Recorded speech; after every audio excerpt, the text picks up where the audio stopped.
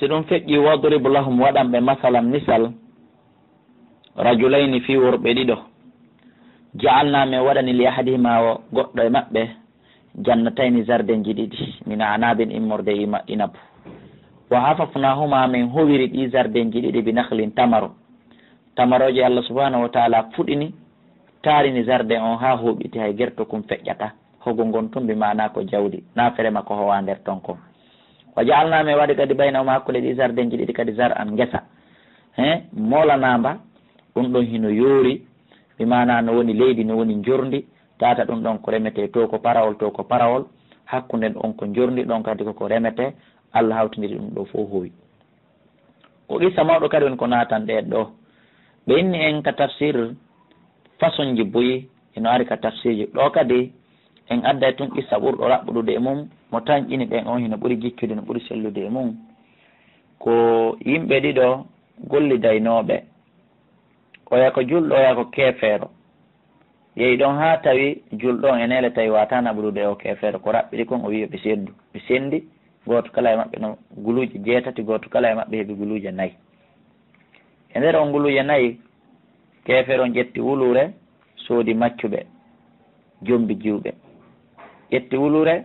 soodi 4 e dammi ƴetti wulure soodi kanŋe e kaalise ƴetti wulure yoɓi finance ɗi jardin ji ɗiɗi rema ni guluuje 4 yawoy ɗon noon ha amma o toroto o julɗoɗa kanko awa o mari guluuje 4 makko on o tampi o soñji woni torotoɗo ka hoore laawol o yehi o fottoyi ko ɗum woni ñande goo himo dari himo toro o deesidi o weeɓitotota laawol ka o jaatayijo makko rewata o ndaara so tawini on okkoraymo goɗɗum hannde ɓay o yiidi e makko o landimo mbarin ko anni ko minni kon no mbuuɗi ma ɗin waɗi o inni mbuuɗi an ɗin enele feƴƴiri ni oya inni wo min kadi mbuuɗi an ɗi mi ƴetti wulude mi soodi ɗum ɗo mi ƴetti wulude mi soodi ɗum ɗo mi ƴetti wulude mi soodi ɗum ɗo kanko julɗo on o immi o yehi guluuje 4 makko on o ñaamaali kanko kadi o ƴetti wulude o wi Allah mbarin an soodi maccuɓe soodi jiwɓe ɓey nguuli buyka adna ga min kadi nde wulure ɗo soodanam maccuɓe soodanalam ɓeygol jombanalam ɓeygol maranalam ka aljanna weeti bimbi o itti wulure nden sadaka o hokki miskinaɓɓen nde a wulure kadi janggo jemma o immi o juuli o tori Allah subhanahu wa taala ɗimmo jan o soodi 4 e dammi nde wulure makko min kadi soodanam 4 e dammi accetanalam ka aljanna weeti bimbi o hokkitiri o 1000 francs ɗo on wulure ɗon kadi janggo kekiɗe o immi o juuli o tori Allah o ɗimmo jan itti wulure finance e remi ɗi jardin ji min kadi waɗanan jardin ji ka aduna ka aljanna weeti bimbi o hokkitiri oya wulure o ɗimmo jan darni galleli yahe are soodi kanŋe kalse min kadi darnanan galleli ka aljanna o finance 4000 makko on fof ka jan aljanna oɗa kadi finance 4000 mum fof mum ka aduna o tampi o soñji o yehi ka laawol makko kadi ñande goo o weeɓiti findargol si on okkoraymo o ari woni ene ko anni o wi wo sifanon mi indi ko honno waɗɗa 4000 ma kan kadi o sifi mi ƴetti wulure mi jonni Allah yo waɗanan ɗum ɗo mi jonni wulure Allah yo waɗana ko raɓɓiɗi kon o sifi ha fof lanni oya inni ɗimmojo makko keefere o inni an ko a jofojo an a mara hakkil armay ka nder jardin an mi hollama min kon toon finance 4000 an o donc ko kamɓe ɗiɗo noon joni ɓe naatoyi ka nder jardin keefeero man ɗon ɗi jardin ji omo yewtude o manto o bunga o an e hoore julɗo on o andina julɗo on ko julɗo on mara hakkil kanko mari hakkil Allah daali noon mo sifanade en taw ɗin jardin ji ɗiɗi fiyandu na jardin o jardin dey ko jardin ji molanaɗi Allah daali wa kana lahu latanimo samaru dimɗe kanko jardin on fa qala o wiyani li sahibihi ɗimmojo makko on en ndiwi Allah daali wa hafafnahuma min howiri ɗi jardin ji ɗiɗi bi nahlin tamar wa jalna min waɗi bayna makko ne majji jar an rimuru ngesa kiltal jannatayni ay ɗi jardin ji ɗiɗi atat hiɗi totta hiɗi jonna hiɗi rima ukola ha ñamete majji on walam tazulim ɗi toñata min e muɗum cheyn hay hunde leggal ngal no wowi rimirde noon ko noon ngal rimirta o fajjarna min seeki kadi hilalahuma hakkude majji naharan canɗi wa kana law latanimo samarum dimɗe fa qala o yani li sahibi ɗimmojo makko on kanko kefere on o wiyani ɗimmojo makko o watay kanko yo hawiroyimo mantanomo ana aksaru min kamalan min komin ɓurma ɗawɗude jawle hannde mi ɓurma jawle wa azu nafaram komin ɓurma teddude min batti senduɗen ko senduɗen kon mi aali sonja e mum min ko avantage mi heeɓi mum ko a wonde e kata on wa dakala jannatahu o naatide o yaka jardin makko o watay kanko zalimul nafsi ko toñuɗo hoore makko par ce que o mantori jawdi ndin o bewi tawi na ɗum o hanno wadde o waɗi kadi ko wakkilare makko okkimo o joni taali Allah wonde ko Allah okkimo ɓa o naatide o yaka nder jardin qala wi hey daari jawdi ma azunnu min mi sikka anta ɓiida haadihi wonde ndi lay jawdi ɗo lamnayi abadan aduna wa ma azunnu o yahin he accu waɗa hakkil dargal no woodi de Allah daali inna la jailuna ma alayha sayidan jurusa o aya mo feƴƴuɗen naane min mi waɗay kala kon ka leydi men waɗay ɗum munciti ɗum o inni min wa ma azunnu saatan sikka dargal qayimatan daroto sikka dargal ɗo woodi ɗum ko haala noon wala irudittu awa hayso tawi woni mi ruttama ila rabbi faade ka jooma hayso tawi ko gonga mayet asimi maayi mi howti ka Allah toujours awala ajidanna mi tawoyay toon kadi hayran ko ɓuri moƴƴude min ha ɗi jardin ji ɗo mun kala bana waylitorgal min Allah no andi ko ɓe mi heeɓa komi heeɓo komi tedduɗo hayso tawi woni maayigol immito ko gonga hara mi tawoyay toon kadi ɓuri ɗum ɗo qala lahu sahibu ɗimmojo makko julɗo wiyanimo wowatay kan kadi yo haawiruhu himo yewtude oya o jaabomo o en he ɗi konnguɗi maɗo ko konnguɗi keferanka koni wota woolu ɗum suɓ ko woola a kafarta e yedday billadi o allahji o halaka ka taguɗoma min turabin immorde mbumbulaydi ɗum woni baba ma adama summa min to fati refte toɓɓere maniyu an ko ɗon tagaɗa summa sawwaka refte o fondinirma rajulan o waɗma gorko labaɗo he a duwaka wadde ɗum lakinna siko woni tun huwallahu o allahjo lakinna siko woni tun min huwallahu o allahjo rabbi min ko kanko jeylam min ɗo wala ushriku mi sirkantaɓi rabbi jomi ahadan mi kafidata e makko hay e goto wona ɗi konnguɗi hanunoɗa wolde na ko waɗɗa hannoɗa waɗude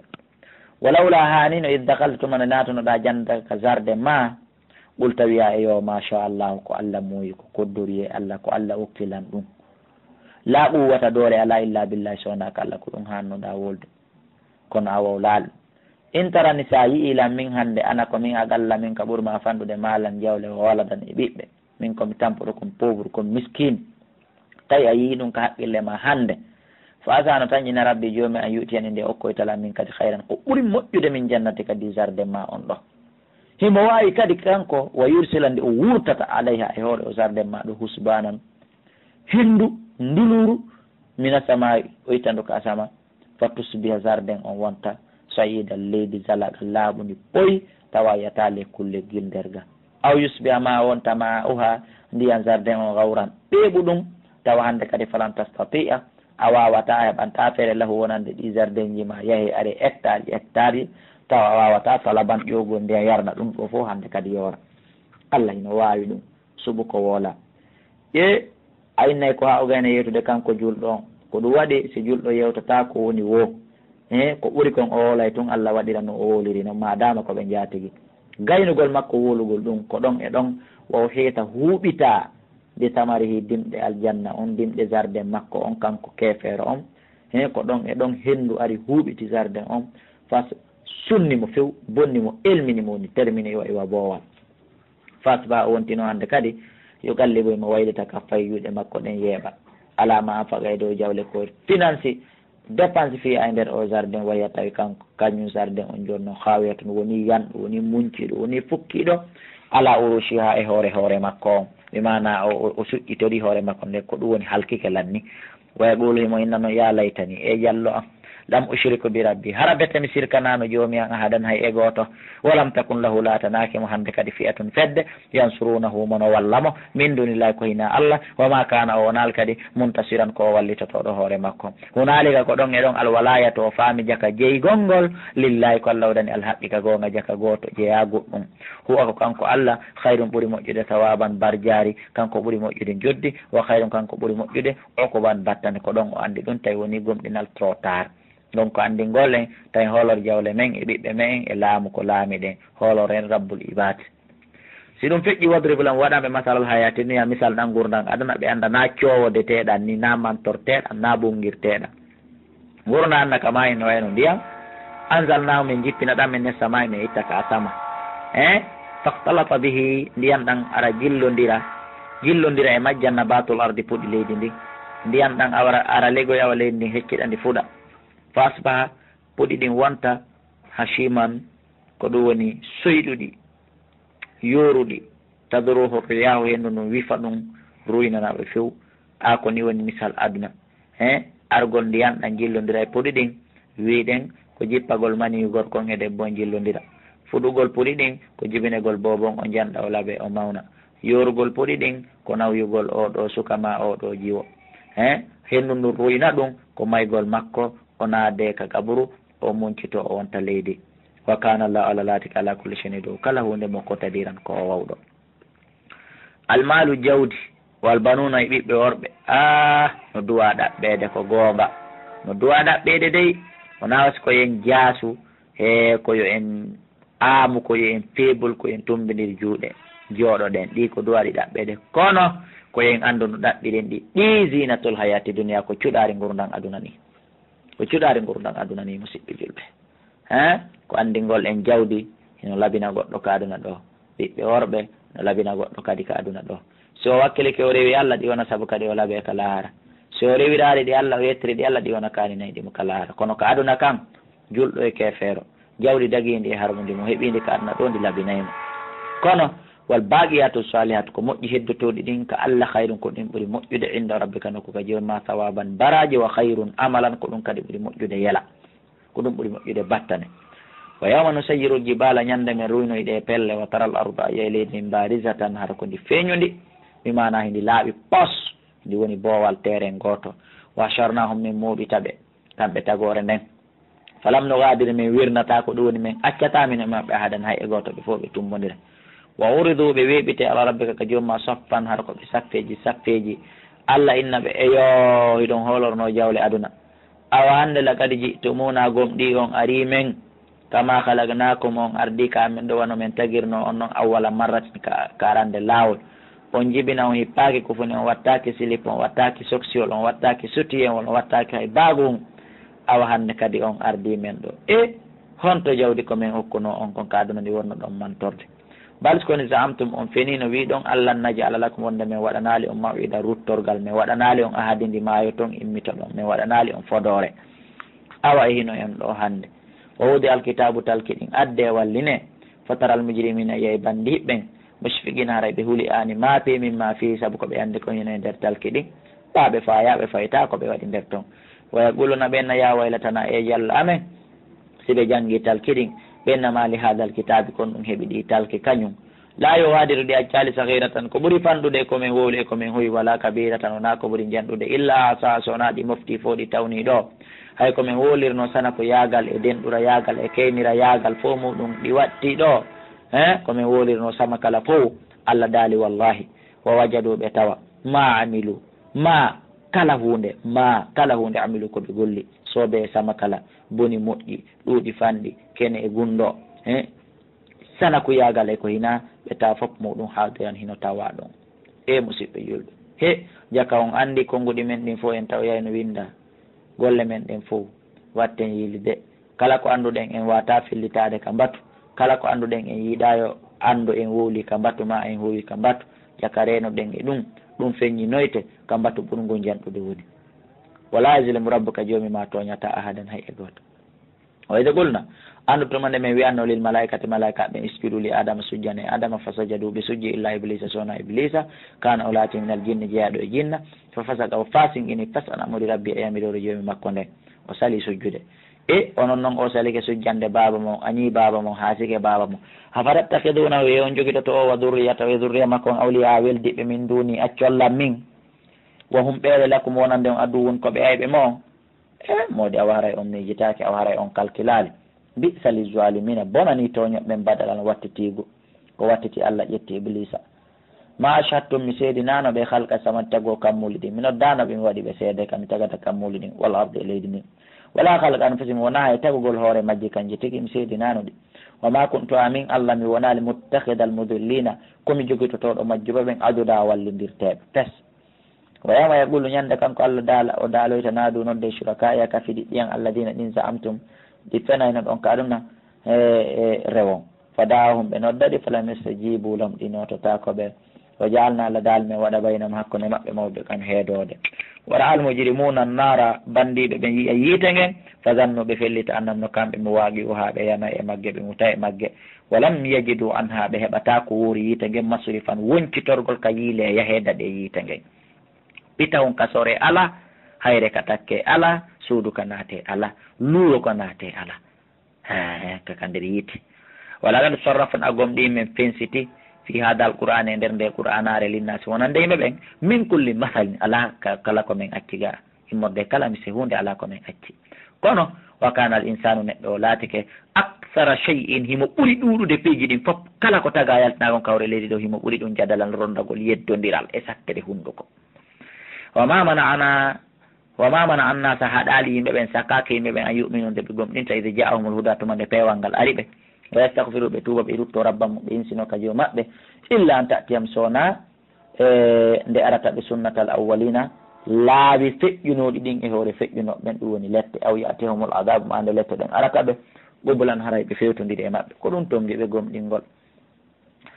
ñande ɗum ari a ko ɓe gomɗinta nafata wama nursilul mursalina min nelirali nelaɓe ɓe fiyo ɓe yenne ma fiyo ɓe raɗe ma fiyo ɓe piye min nelirali ɓe illa mubashirina sowona koɓe weltinoɓe wa mundirina koɓe hulɓinoɓe min ɗeltirali kala karamokoɓe jannoɓe ɓe karamokoɓe wajotoɓe ɓe si wona yoɓe ɓatta yoɓe ɗofta yoɓe to ane yoɓe jangge e junngo muɗum o yujadilu lladina kafaru wenjiray ɓeɗo heferaɓe ɓe heferaɓe kamɓe ɓe wenjiray bil batili mere nde wo li yudhidu bihi lhaqqa fiyoɓe mutinir ɗum ɗon gonga kan fiyoɓe ƴetto mere nden ɓe montira gonga kan ɓe yusina gonga kan ɓe majjina gonga kan ɓe wawa ɗum watta ka ɗum ɓe jogitike ayati ayaji anɗe woma ondiru e kala koɓe wajoraɓe jogitike ɗum ɗum husuwan jalnuri oman azulam ala foɗɗo toñede mimman dokkira hayti on wajoraɗo ɓe ayati rabbi ayaji joni makko ɗen fa arada an ha o ɗurniɗe wona so yejjitima gaddamata yadaw konko addaniri juuɗe makko ɗen inna minen jaalnamen waɗi ala qulubim e dow ɓerɗe maɓɓe ɗen akinna tan hippode fiita ɓe faamu qur'an an yafqahu fi wata ɓe faamu qur'an o fi adani min waɗi ka nder noppi maɓɓe waɓɓum pahu wayinta ɗum haysa noddiɓe ilal huda faade pewal ngal wallahi falan yata ɗo ɓe fewata idan on tuma abadan pooma wa rabbuka alghafur ko jommanu yafotoɗo du rahma jo yurmede law yuakhiduhu hara kanko Allah o nanguitirayno ɓe yimɓe bima kasabu saabu boneji ɗi ɓeni faggitade ɗin la ajallahumul adaba ndara o addanayno ɓe lette ɗen kaduna ɗo o yaccinano ɓe lette ɗen kaduna ɗo ɗe wonata haala hara kono himo muññi kanko Allah balis ko woni lam no wodani ɓe mawidun fodore lan yejiɗu ɓe heɓata min duni ko wori nden fodore mawilan takkorgal ha hara ɓe hewtata nden fodore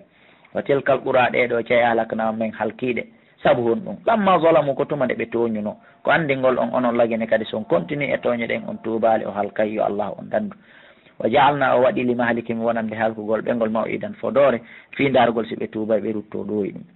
siɓɓe julɓe ɗen natana ɗo kadi da janngugol qissa ko feƴƴi hakkude annabi Moussa alayhi salatu wassalam e cheikh Hudar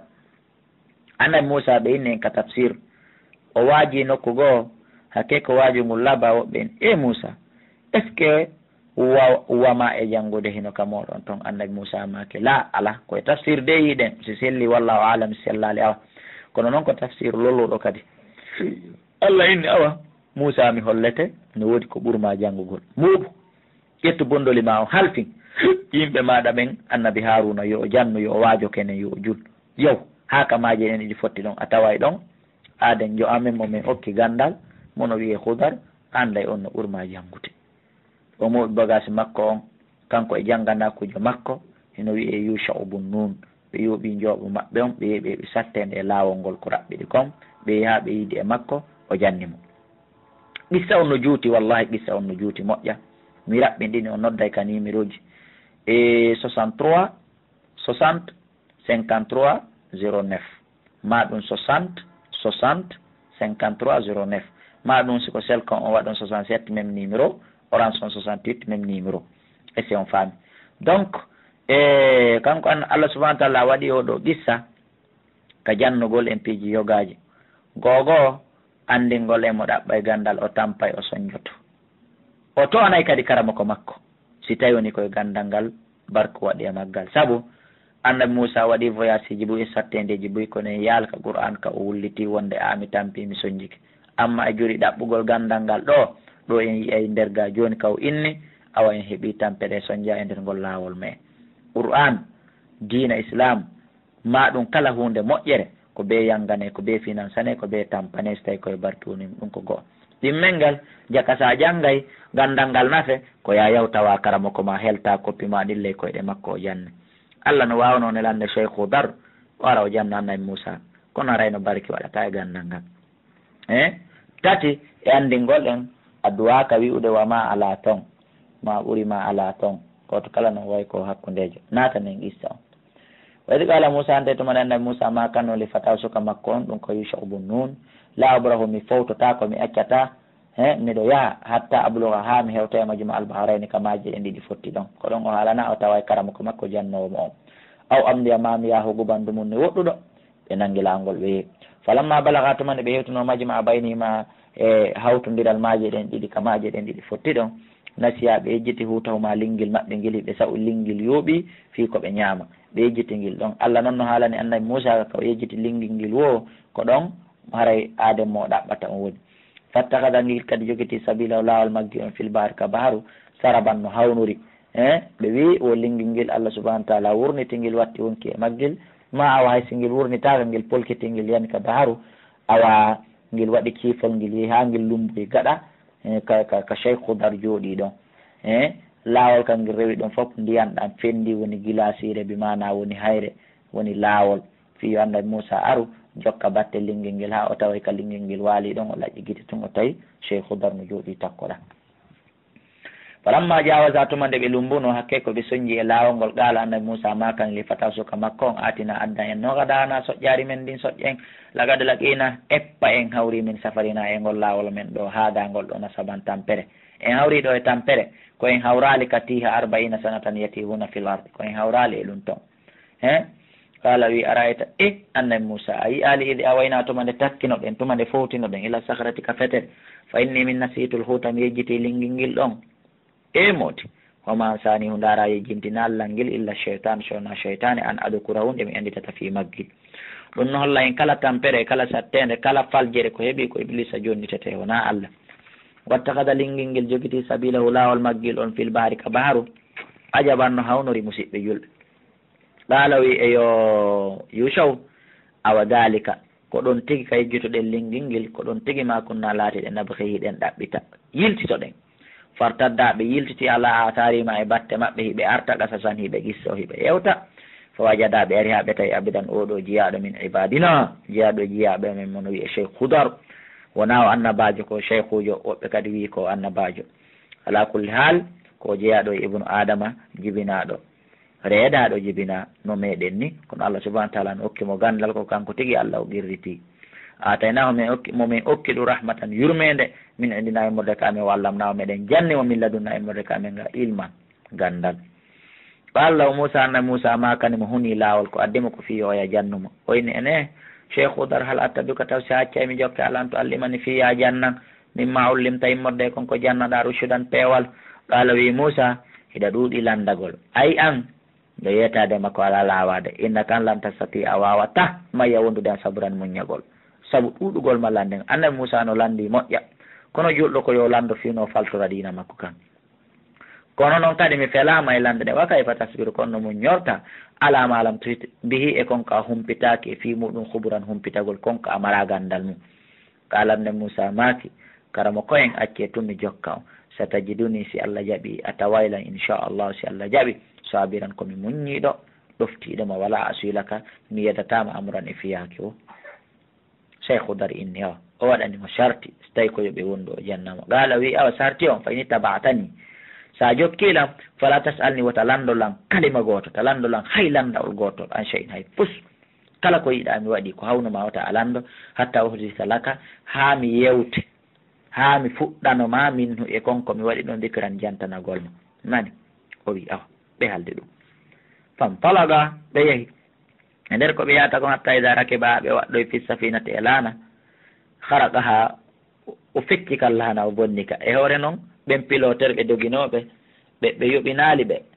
ɓenni ɓay ko cheikh Hudar ni oɗo kadi ko annabi Moussa ni ko yimɓe andaɓe ni ko yimɓe kelɗuɓe hoore ɓeni nanetake ɓe yoɓiniɓe ka laana e hore ɗum kadi jomiraɓe kalana ko ali yatima ho yiɗi ɗo e taw koye ko ɗon wuri bam maɓɓe ko accanɓe fo yanna ko kalana ɓe lumbina ɗon heɓa ko ñaama ɓe lumbi ha ɓe gayni e hoore ɓe yoɓinaka cheikh oudar fetti kalana he ƴaali annabi moussa angal landa ko qala it houdar a haragata a fusika a lana e oustas nde tohriga fiyon yoolu fiyo yoolo a haala yimɓe lana kan he ɗagari jiitagom ɗi on addi ɗo chey en hunde imuran hawnide qala wi yo alama ɓul mi haalano law innaka an lam tastati a wawata maya wondude a sabran muñagol qala wi mi yejjitino laato akhidni wota jogitorambi ma nasitu saabu komi yejjiti kon